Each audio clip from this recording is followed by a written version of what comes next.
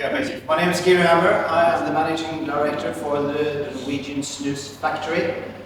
It's basically currently a small business, but it will grow. We sell approximately 2 million boxes a year now, and we have some serious, exciting innovations that I will share with you in the end. Prior to that, I've been with Swedish Match for 12 years, in charge of Norway and Denmark, and also had some factories down there. So I've basically been in the tobacco business for that period. And before that, it was fast-moving consumer goods, and I was the head of Interoptic, which is an optical format selling spectacles and so forth. So that's my background. Perfect. Shall I just have a go? Yeah, just rattle off. Yeah. I will not use the microphone. If it's not loud enough, then please shout out.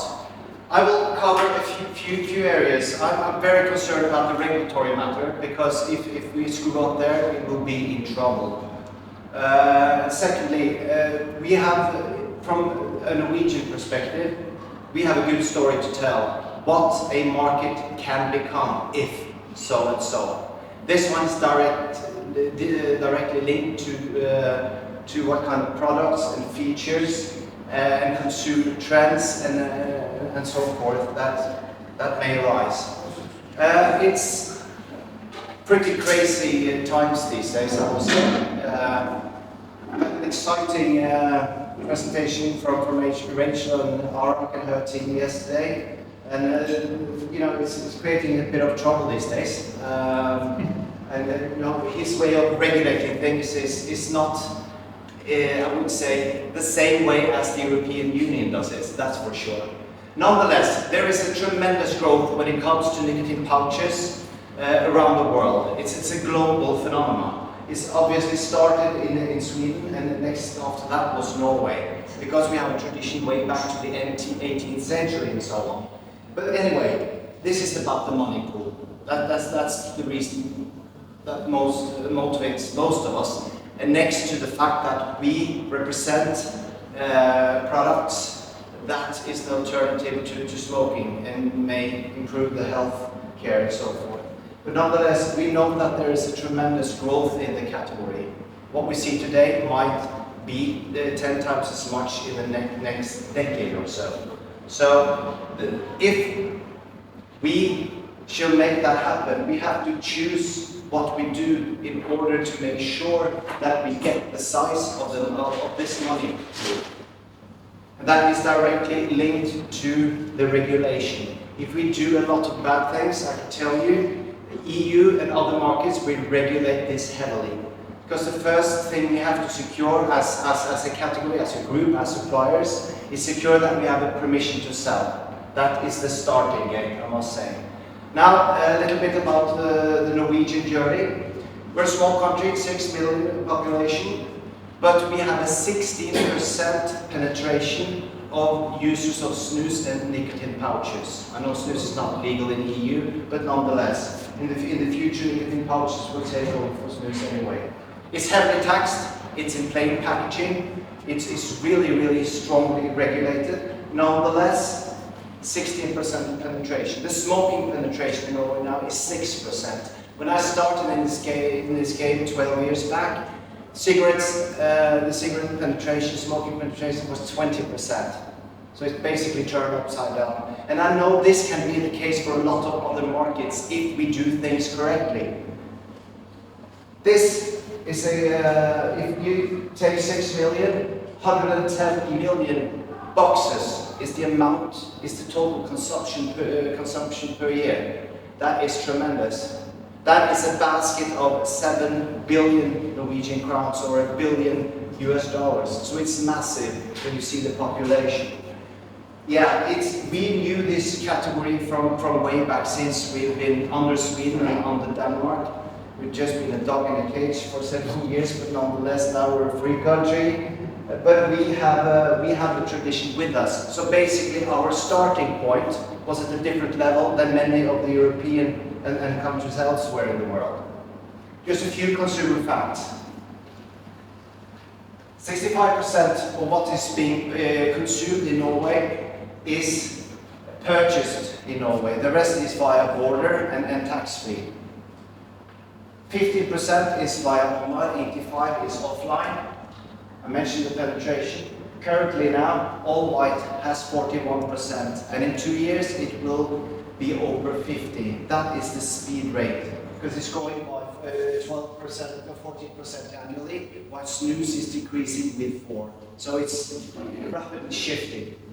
When it comes to the gender, the first number, 37%, that is legal tobacco age, those between 18 and 24, and that is for women. And this is basically how did this happen?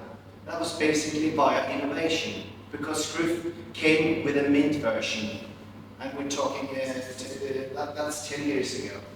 But here you see among this group, 37% penetration, whilst the average for any male in Norway over 18, the penetration is 21%, and for women 26% in the younger group, and 8% the majority inhabitants in large. When we reflect upon the amount of cans being consumed each week, it's quite a lot. So male average 3.6 and 2.6 per week. So I mean, this is what a market can become. But there are some things we really should be aware of. There's continuously fight when it comes to the legislation. TPD2, TPD3 has not been fully implemented. It's basically a national decision. I know Gin is very concerned with this. We had a great discussion on how to combat that situation. On the contrary, it was also good to get some take up from the US on the PMTA, all the things that you have to do, because basically it shows the differences between how US copes with it and how EU copes with this situation. Because basically now nicotine pouches has been in a kind of a clone-like phase. It's been growing and been very, very lucrative.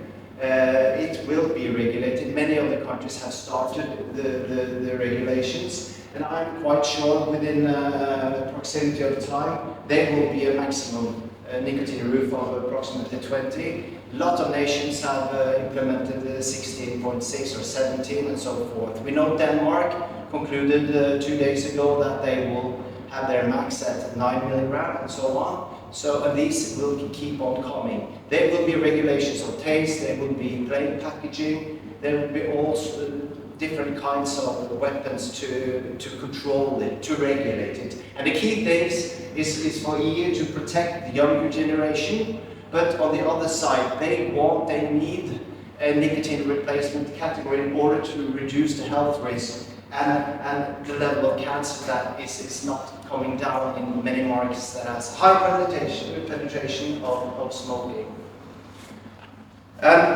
One key thing I know that the health departments they speak to each other across border lines. That's for sure.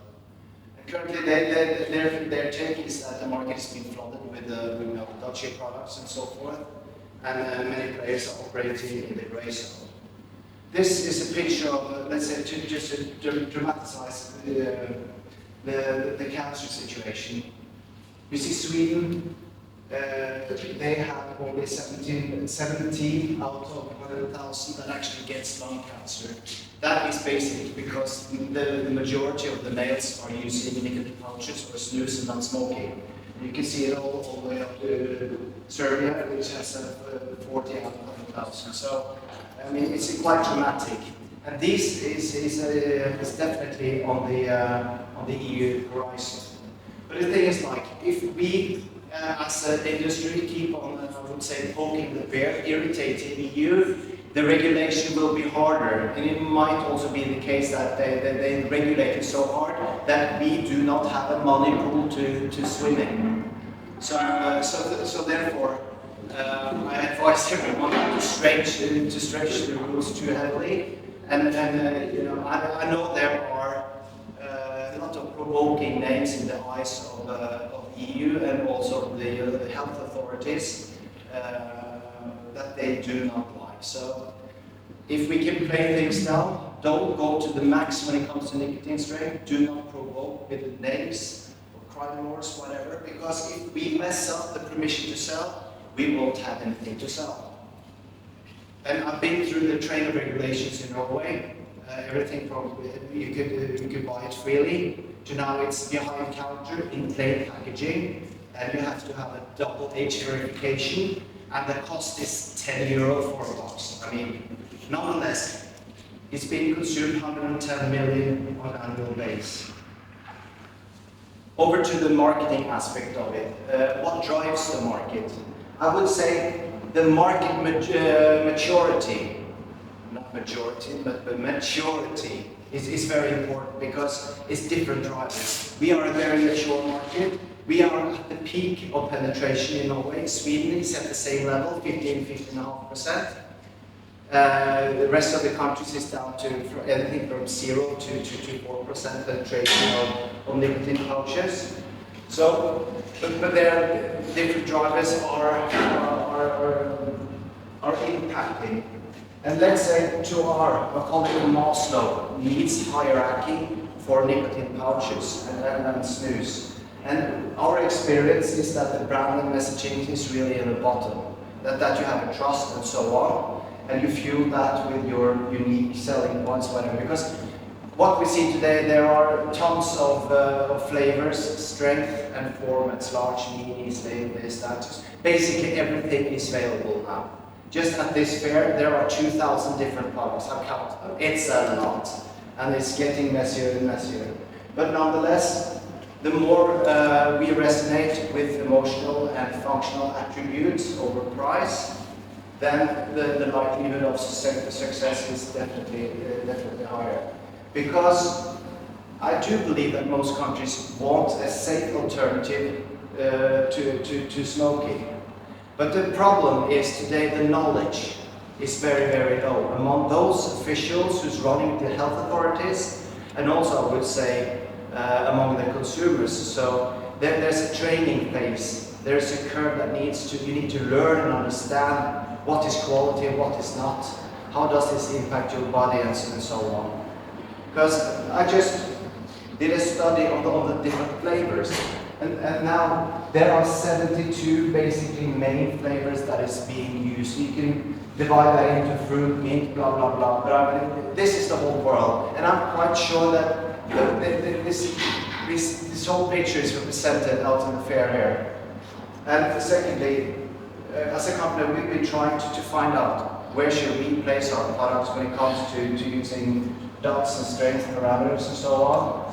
This one is one of the online players who is using, and I find that being, quite reasonable. But my experience earlier is the fact that some manufacturer may claim that they had a 2, which actually was a 4. So I mean, the product quality and the preciseness of this is also seriously important. And obviously, we know the rest of it when it comes to brand and what kind of narrative you choose, but do not provoke too much. I know it would be an advantage to us in the whole category if the narrative is we'll fight smoke, it's the better alternative and so on.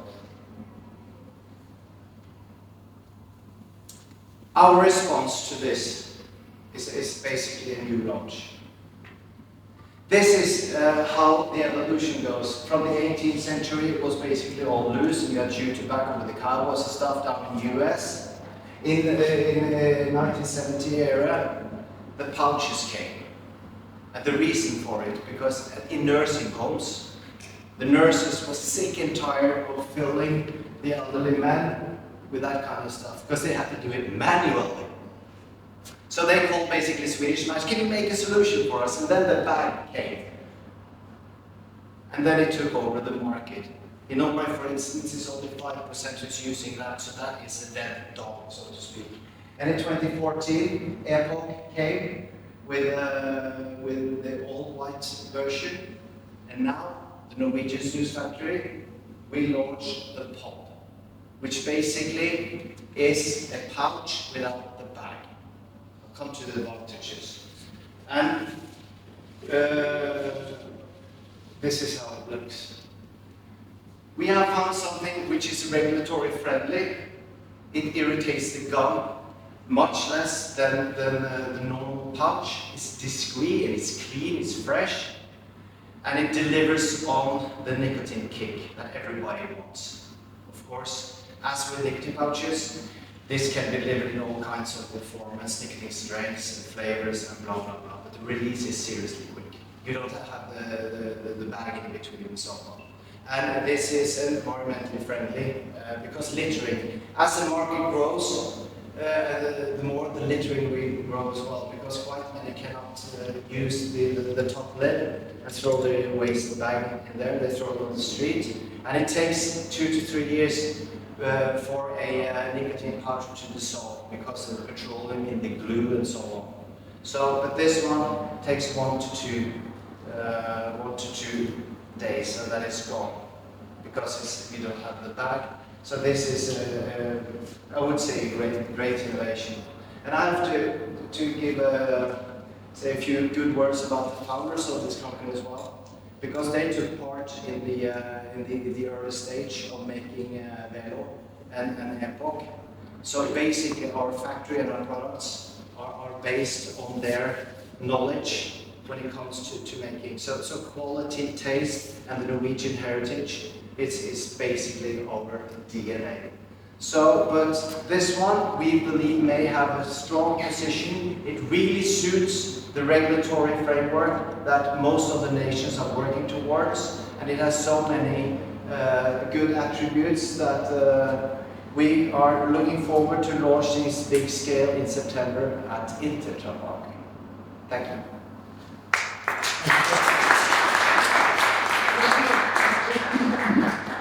Fantastic. And clearly it's brief on the head about innovating in a regulatory space around this area. I'm glad you raised the example of certainly Norway and Sweden in terms of the uptake. Because whilst we talk about the level of cancer, I should point out that Sweden is the lowest, not just in lung cancer in Europe, but also the lowest in oral cancer, and in the bottom 3 in pancreatic cancer, and in adult males, which is purely down to the evolution away from combustible products.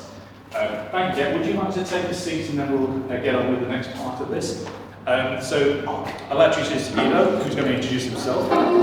Ville. Yes, thank you. Ville, if you'd like to talk a few minutes about your experience in innovation in this area, and then we'll move on to Rachel after you, and then we'll have the question. Absolutely. So I'm representing Nano. We are a manufacturer of pouches ourselves, but we also take part in innovating the raw materials used in the processes. So I can give you an example. For example, there's what does the customer want? This is what I've always been thinking about, and this is what I base my innovation of the products on. For example, there's with the advancement of Zyn in the market, which brought to the market a dry pouch which has a very low kick or mouthfeel, which is compared to the European product, a completely different product.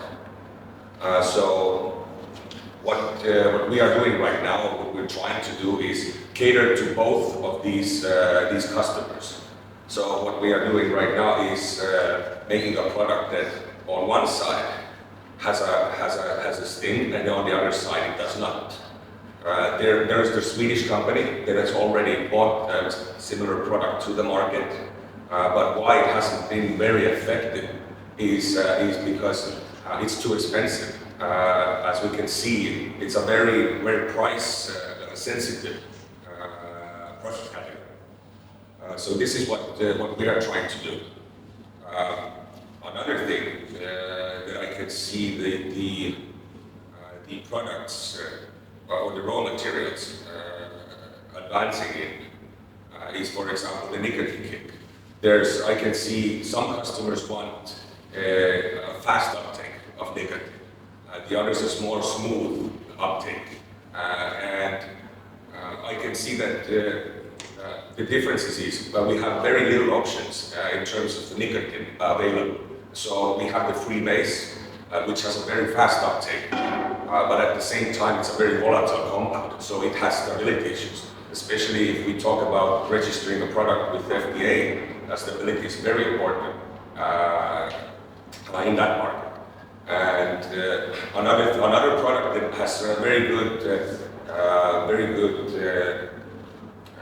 extended release is Polagrips, but it has a problem that it's almost 3 to 4 times as expensive as free-base nicotine is.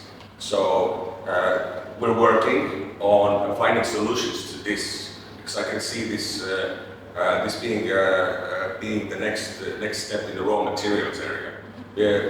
The pouches themselves, I don't see there being a lot more innovation coming there. The product has been developing for what is 15 years now, so I can see this. I can just see it developing for the manufacturers more, and making the manufacturing more efficient and cost effective. But overall, the innovation in the category of oral nicotine products, I believe is going to be, as Geir said, it's going to be moving into products that are pouch-free. As I've seen from the market, there's coming to the market lozenges, there's gummies. Their pods, for example, is a very good example. And as he brought out all of these points, these are very good points. For example, it is for the user, it's more convenient, it has less waste, and these are going to be driving the innovation in this category, I believe. I've seen lozenges do very well. I have an American product in my pocket. These are lozenges, and I don't seem to. I always find this in my pocket, and I'm enjoying this. I don't need to take care of the pouch, throw that away, the waste and everything. So I see this being a really. I see this as the direction the industry is going into. But I've always thought that the lozenges, for example, as we've seen, Nicorette brought this to the market about 10 years ago already, and it brings out a question: why hasn't it been successful so far? So my opinion on this has been, and why the pouches have been so successful is the main 3 points. One point is that the products dissolve too fast. Second is that they have very low nicotine content and a very high throat hit from the nicotine, which is off-putting to a lot of customers. So the innovation in this is going to. This is what I've been trying to work on for 2 years. Haven't done very well in it, but we are getting there. Once we can tackle these, this is going to bring out these products more to the market. There is a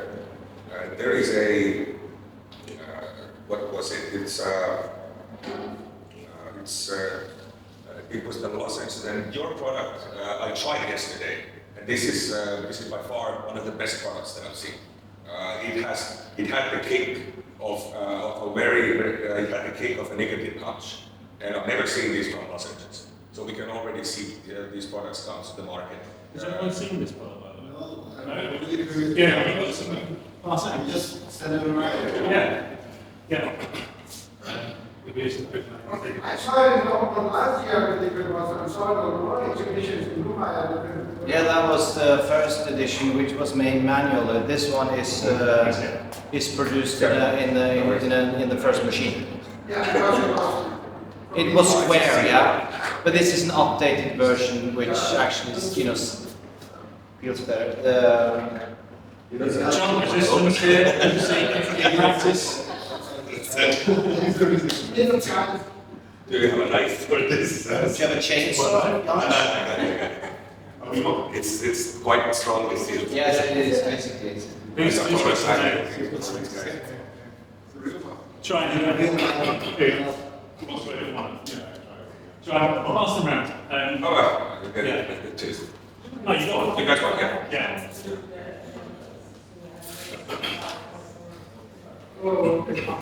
And always just say that let's take it around for the comments to. That's nice. Try and say something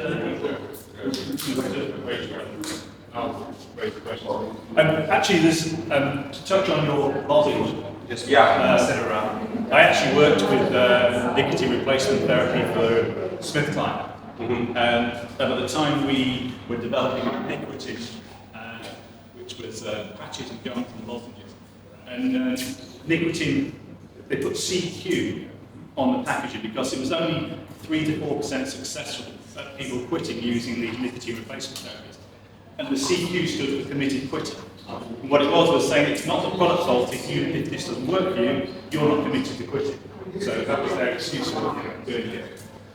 Okay, I want to sit down and introduce Rachel. So I'm really pleased that Rachel Schmidt could join us today.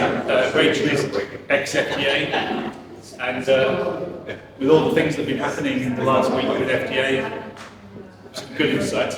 And whether or not it's good for innovation, it really is good. So, Rachel, if you'd like to introduce yourself better than I do.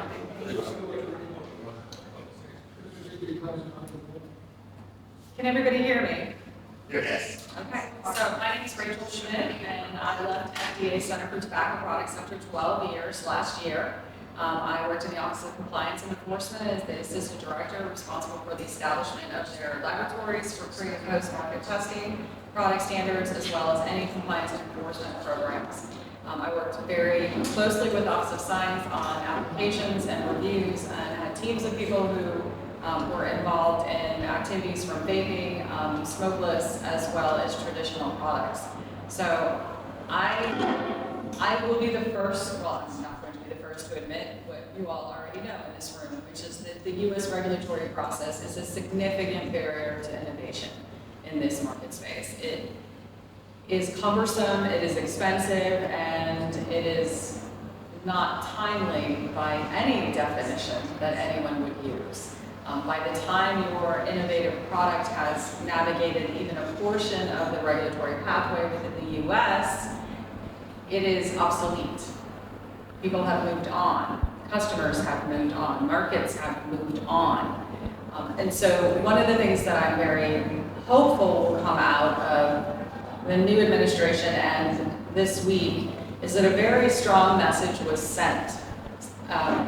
All but one office director. So the Center for Tobacco Products is an overarching center of more than 1,200 people. Within that, they have 7 offices. All directors, with the exception of the Office of Compliance and Enforcement Director, who's been there less than a year, all office directors were removed or fired. This is a very clear message from the new administration in the U.S., good or bad, that they do not like the way that the regulatory market is being handled within the United States when it comes to tobacco products. Now, change in my mind is very neutral.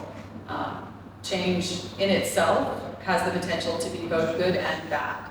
We don't yet know how these changes are going to impact various aspects and activities in the regulatory market, and I do think it will take some time for those changes to evolve a little bit further in order for us to determine how good or bad they are for different activities. I think that we are going to see a very big push for there to be a lower burden to get products on the market. Both President Trump, both Secretary Kennedy, and Dr. McCary, who are President, HHS Secretary, and new FDA Commissioner, all 3 of them agree that reduced harm tobacco products and lowering the morbidity and mortality associated with combustible products was the primary purpose of the Tobacco Control Act in the United States, and it has not been a purpose that has been realized. We have just as many smokers as we have had. We have just as many problems as we have had. The number of people dying from smoking-related diseases in the United States has not gone down at all in the past 15 years. That was not the point. After 15 years, we have 72 reduced harm products that have actually been authorized. I say 72 because 2 of them are actually combustible cigarettes, and the fact that they don't have nicotine in them mean that they are less addictive, but they are not by far less harmful than a traditional cigarette. So 72 in 15 years, averaging between 700 million to almost $1 billion US dollars. You divide that out, that's a pretty hefty price tag for each product. So I'm hopeful that this new move, this message that the current state of being within the tobacco market and the tobacco regulatory pathways within the United States is not going to stand. The offices, for the most part, still exist. There were several divisions across many offices that were removed. One of them that is key, and is one of the reasons that I think organizations like GIN will serve very well moving forward, is that the Office of Regulation and the Center for Tobacco Products was eliminated, not reduced, not lost their director. The entire office responsible for issuing policy memos, guidances, rules and regulations associated with tobacco no longer existed as of 6:20 a.m. Eastern Time in the United States on Tuesday. That is a huge message that the new administration does not think that this can be fixed by the government issuing additional cumbersome, costly, timely, time sink regulations. So what comes next? Very sorry. What comes next? I'm not sure. I would say stay tuned. I'll be in Dubai and hopefully I'll have an update for you there. Thanks, Rachel.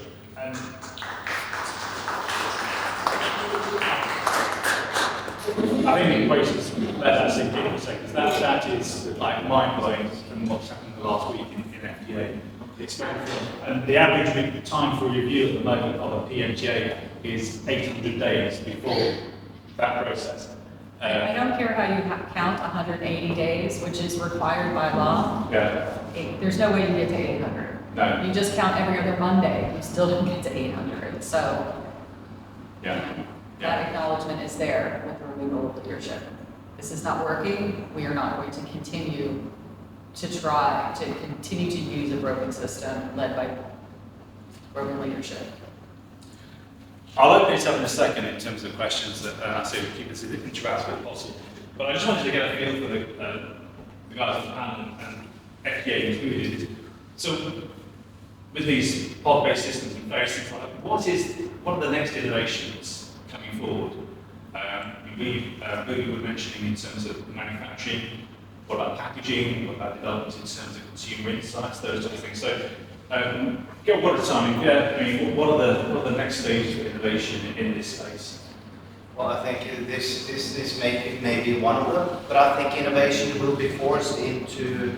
I think the regulations will impact the innovation. So let's say if there's a super tight regulation in the EU market, then we will have to go to these lengths, for instance, to combat it, especially when it comes to the nicotine roof and a quick release and blah, blah, blah. When it comes to the manufacturing process, for instance, we had to engineer a new way of making this one, for instance, and that takes also a bit of a time. But if you have to do something, you're forced to do it, it will come. I have, in Swedish Match, in the period in Swedish Match, we tested last years, we tested all kinds of nicotine release products in different varieties, but we could not conclude with anything because you have Nicorette, you have a few of those things.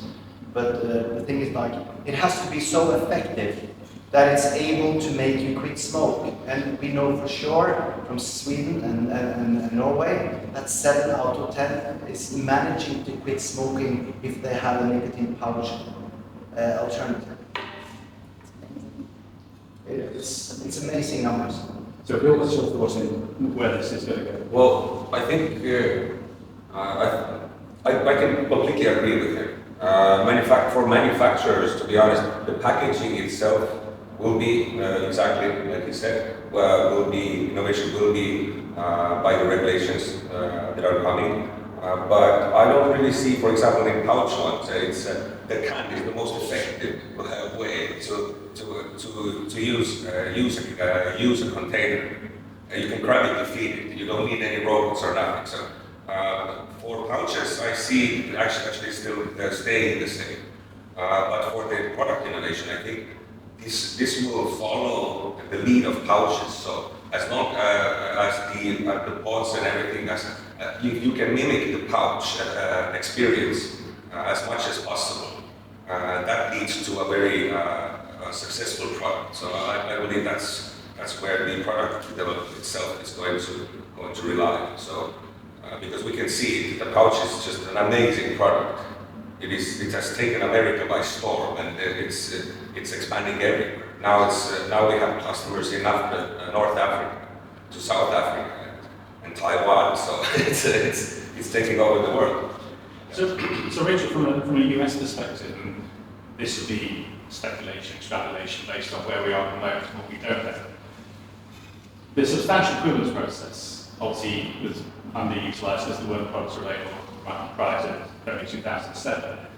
What's the opportunity for something like gin to pull together equivalent to a drug master file that its members could use, or a tobacco product master file its members could use as a category submission that would, get a much better level of authority and approval rate? I think there are lots of organizations and opportunities there for not just master files, but for things of, ranking laboratories, ranking social scientists. Hey, we put the time and money in the front end. Here is what we would recommend. These are the organizations. These are the partners you need to seek out. I'm going to make eye contact here with Chris Allen, brought in the room. You need reputable laboratories. You need high quality data. You need partners that not only understand what you need, but also understand how to get you where you need to go. And in some ways, you need somebody that's going to say, no, we shouldn't do that. And you're paying them. You can ignore them. I highly recommend you don't. But it is what it is. I think that there will be opportunities there. I would like to see the push for more innovation. I would like to see the push for more activities to become post-market. I'd like to see innovation that meets requirements. I'd like those requirements to be established. Let's make it well known. I'm going to say this isn't neuroscience just because you're in the room here and someone's studying it, but it's not neuroscience. We all know there's such a thing as too much nicotine. There's such a thing as not good flavors. Let's set some basic guidelines and guide rails and say, look, if we need these things, then we're fast-tracked. We're getting there. We're on the market, and let's support that push to create a pathway like that, to create maybe a revised definition of what a predicate product could be. Why can't Zyn be a predicate product? Because the Tobacco Control Act says it can't. Okay, let's fix that. Why do we have to reinvent the wheel over and over again? Let's have the master files. Let's have reputable partners. Let's get these products on the market and save lives. That's what we're supposed to be doing here. You pointed Chris out a second ago. So Mostly just like interactive being the key of this. So people that don't know, Chris Allen, CEO of Norway Laboratories.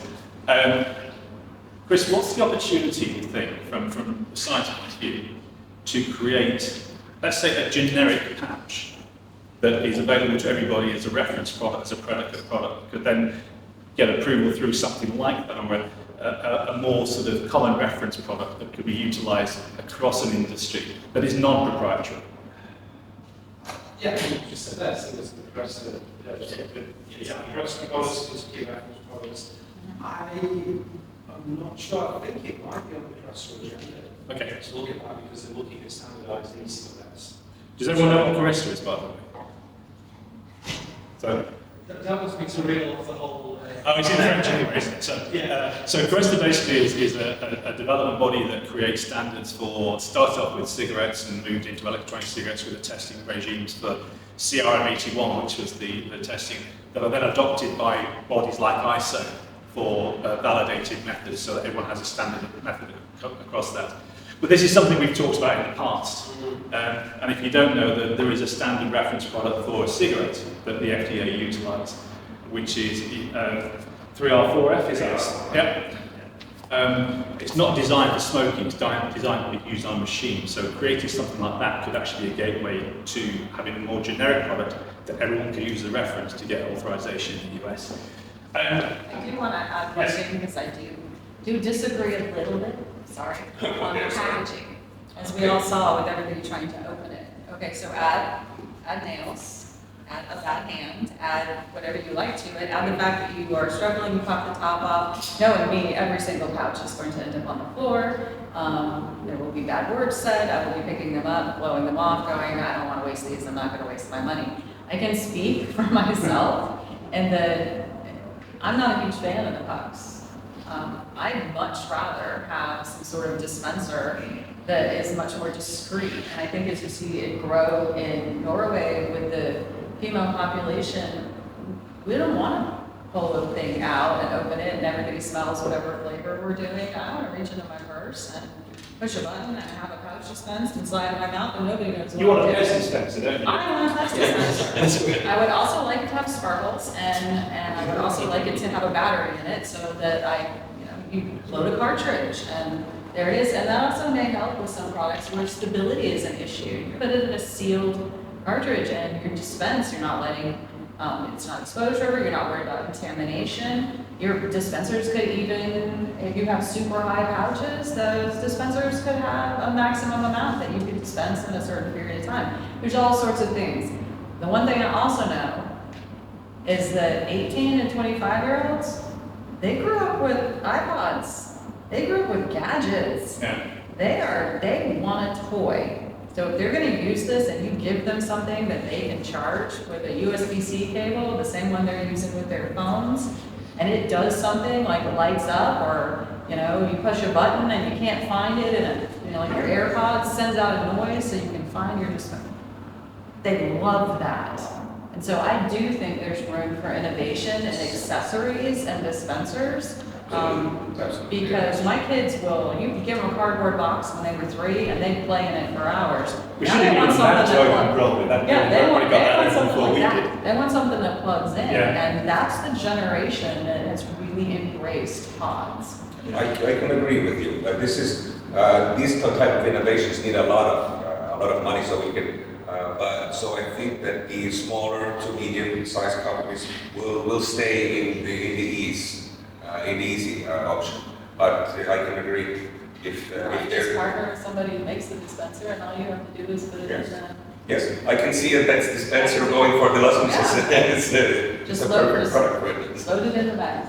Well, you won't Exactly, so- breaching Pez's IP on that anyway. So. I do like it, I do like.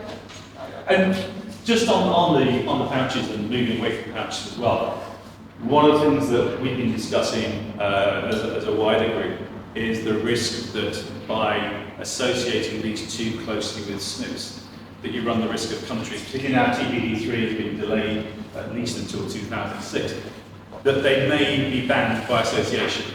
So that people say, if it's marketed too close to a snus product, the government regulator will simply say, well, we're already regulating that, that's banned, therefore that's no decision we need to make. So how do you think things work? So innovation, you're talking about innovation.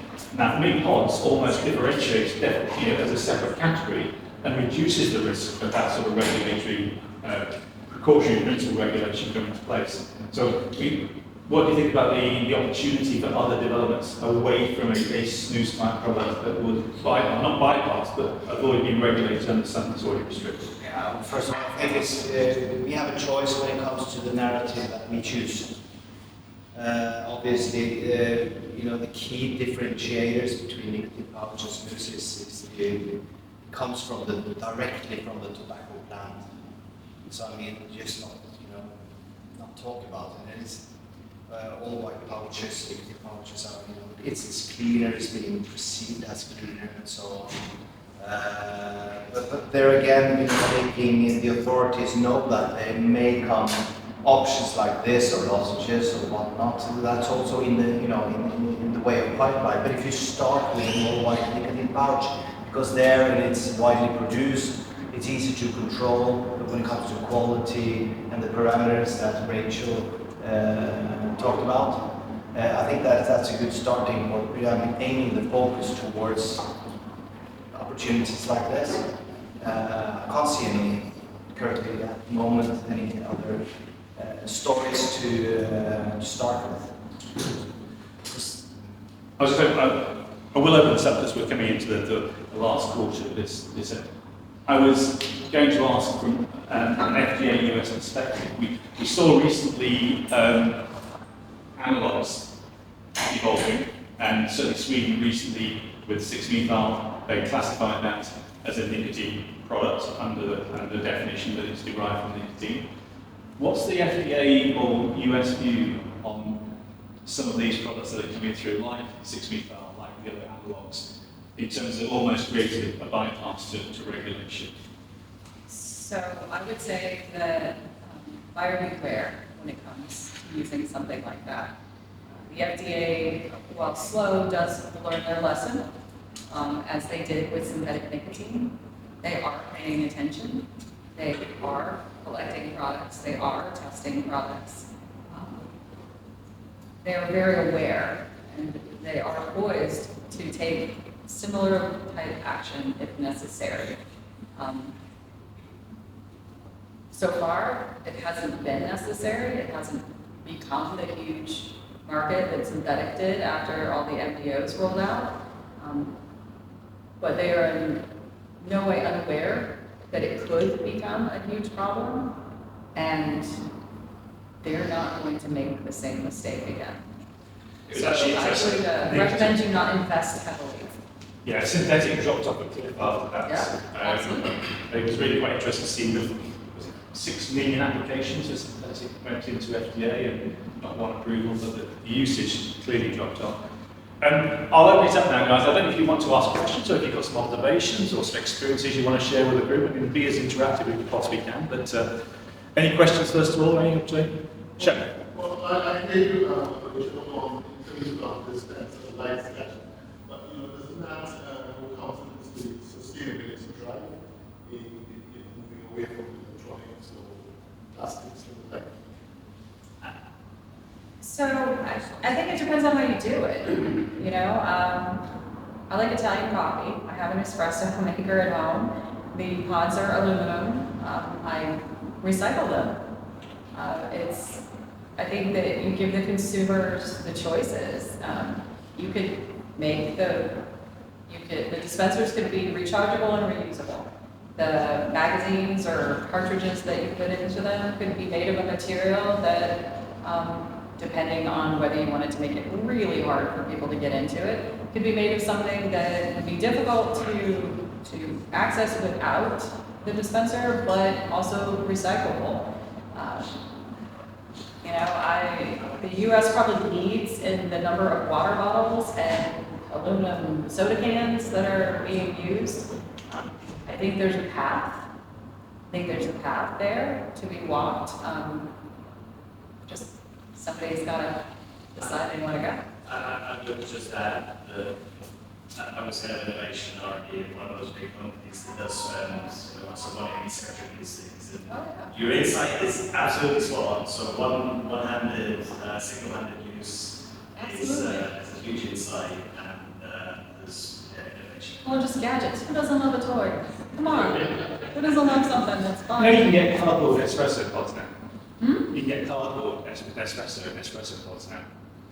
That seems. Evolution. There you go. Yeah. Okay. But yeah, you touch on an interesting thing in terms of one-handed usage and the ability and access of those sorts of things. And it's just the usage of something like that dispenses it in that way, but also.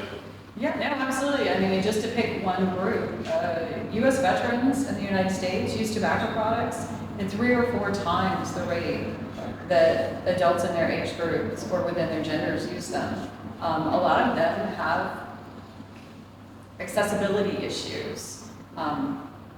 There's a market there, but why you start? It's like, I'd appreciate anything that would help me open things most days, but it's doesn't mean it will only appeal to the people who need it. Yeah. There will be people who want it just because it's cool. I get told that all the time. My 19-year-old, Mom, that's not cool. Like, okay. What do we know? I'm not cool. I'm just not cool. So, Any more questions, observations? Chris? On the back of the Zin application and using the child-resistant packaging, so seeing it here sort of in the old as an example, do you think that's going to be a mandatory requirement from FDA and specifically calling that out, or cases of difficult to open, and those are extremely difficult to open, obviously from a child protection perspective, but do you think that's going to be a standard that FDA expects to see on a regular basis? I don't know that it will be a standard. I think that it will be modeled after how they handled the minimal modifications for vape devices, where a compliance policy was issued that if you were making changes to your vape device to bring it into alignment with UL 8139 with safety features, and included in that, the second half of that was, or if you were changing your packaging to make it, CSP compliant, that those modifications did not require a PMTA. And so allowing people to do that, I think, is on the agenda. That we've been talking about it for years. But I think that it's more likely that they'll simply allow people to make, like if you're using the same materials, if all you're doing is changing the latch, to comply with this. Now, if you want to take your can and use a completely different, base material, that's a change. But if you just want to change your latch, do you think there's a risk of a company, if they've got a PMTA submitted, let's say, we submitted 2 or 3 years ago, don't have the protection that conducted all of the necessary testing for packaging, being through a deficiency period, do you think FDA could make that determination that that product has the lower appropriate protection of public health because of that risk of child exposure? So they couldn't sort of address that deficiency, it wasn't raised as a deficiency, but do you think it's the potential for FDA to make that determination? So what's in here, the child-resistant packaging, Yep. we've got this product out, that's a greater risk. Do you think we actually approve that product? And do you think that would be a just cause for them issuing it? I think it's possible, especially with the higher nicotine level pouches. Right now, we have a very small sample population here. We have 3 and 6s, 10 flavors with Zin. I do imagine that there will be more approvals here in the next couple months for others. Some do have child safety, some do not. FDA in their deficiencies are noting whether something has it or doesn't have it.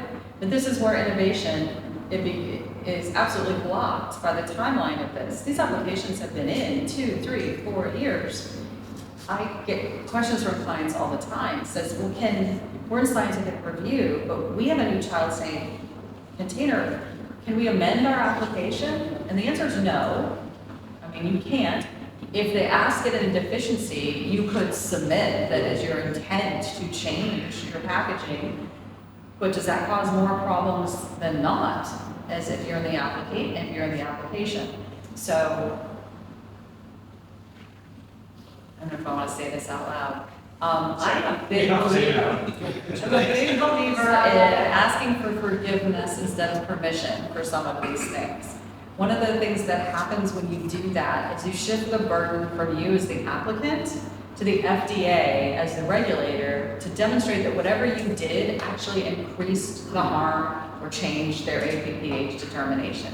You no longer have to prove that it doesn't, they have to prove that it did. And we saw this with Juul.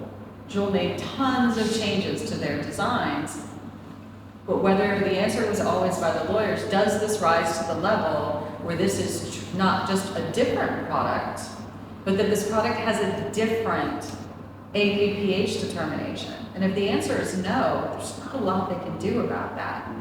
So if I had a client like that, and they were within those ranges, and if they're 50 or 100 milligrams, they're gonna have a problem either way. But if they're between 3 and 9, I'd change my packaging latch. I wouldn't change anything else. I changed my packaging latch after I got my marketing order and report it in my first annual report. And say, we didn't consider this a modification, we're complying with child safety requirements, and then throw the ball firmly in FDA's court to come after you and prove that that is actually a decision that would have changed their marketing order. Because if they can't, there's no action they can take. You're not in violation of something if it wouldn't change the decision. So you weren't asking that because of the recent meeting we had with FDA? No, it's general. This kind of, you said, you hope such and you also have lozenges in the jacket. You spot that as a trend in terms of our products that people are dual using or people using Yes, absolutely. I've seen that I'm looking at a company and Google data, it is skyrocketing. And this product is very easy to produce for a manufacturer. It's a pressed dairy, for example, and it's completely natural, except for the can openers. we could make that a cardboard can. But yeah, this is definitely all the data points in that direction. So yeah, absolutely. Any final questions, comments, points? Chris, again? I'm sorry, another one for yourself, Rachel. And maybe I'm gonna start charging you, I'll send you my bill. So a slightly different angle. Do you think we're seeing what NIH funded study into the mind study looking at the potential cognitive benefits of nicotine? Do you think there's a point in the next 5-10 years where we actually see, maybe potentially through the drug approval pathway, the nicotine involved? We're seeing people talk about focus, enhancements. Do you think Alzheimer's, Parkinson's? Yeah, do you think we'll sort of see that position? I hope so. Change to nicotine? I really do. I hope so. Nicotine is highly addictive. I do not disagree with that. Do I want my kids using it? Not really. Am I going to be able to get my 19-year-old not to? Only if I break both his arms and chain him in the basement. It's not going to happen. But I sure as hell would rather put a pouch in than light a cigarette. And so I really hope, we have to separate the narrative. It has to be about what was harmful physically, disease-wise with tobacco, and what we simply don't like about the fact that nicotine is addictive. There are lots of things that are addictive, and they're addictive to different people at different levels, and in different, I have no desire to gamble. There are people who should never gamble because that's an addiction for them. That has too many factors. We need to address improving health outcomes. And if we can do that, if we can separate those two thoughts, where nicotine is not demonized, where we can actually see positive effects from it. There's a lot of studies, as you well pointed out, that are starting to show that diseases, especially that originate in the brain, that nicotine has some therapeutic value. It's actually highly anti-inflammatory. So these are things that we need to stop saying, well, we can't possibly look at this and see it as a tool that can be used for a variety of things. If I could use my right hand, I put a pouch in my mouth every hour, 18 hours a day for the rest of my life. I have no issue with that. It's cost and benefit, but it's been demonized to the point that it's very difficult to get people to see that there may actually be a gain from using it. So I'm hoping we can shift that, separate those two things out. Brilliant. Thank you, guys. Thanks, audience, for an interactive session. Obviously, anything individually you want to take up with the panel, feel free to do so after this. But thank you for coming and enjoy the rest of the show. Thanks very much.